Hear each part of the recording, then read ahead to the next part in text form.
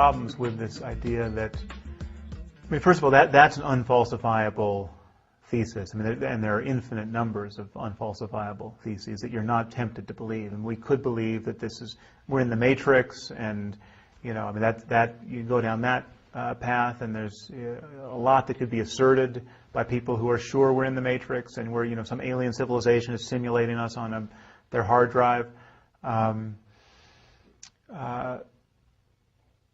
One problem is that we have many holy books authored by the creator of the universe, and they're in conflict. They're not.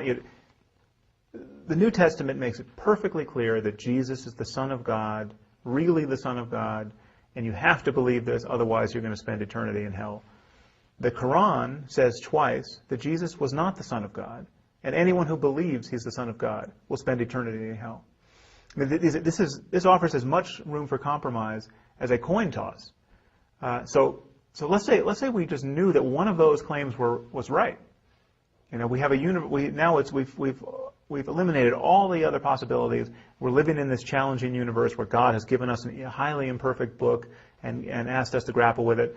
But now we have the biblical claim, the New Testament claim to the divinity of Jesus, and the necessity of believing in it, and the Quranic claim that belief in Jesus' divinity leads to damnation.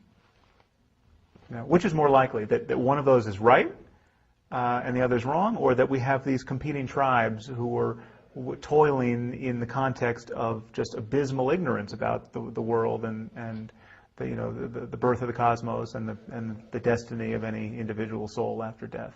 I would put my lot in with a wider view of the circumstance. But even if we granted your premise that no, there's a good reason to believe that one of these books is perfect, we're still with a coin toss situation. We don't know whether to be a Christian or a Muslim.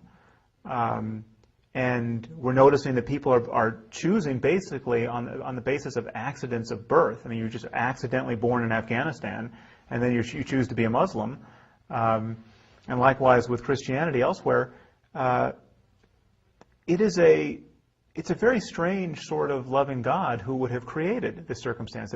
By mere accident of birth, you are raised to believe that a certain book was and let's say rightly raised to believe that this book was the perfect book. But if you happen to be born in China, you go for centuries without hearing about this. It's a strange, for I think obvious reasons, a totally provincial and implausible scenario, and yet it's the scenario that most people believe in the 21st century.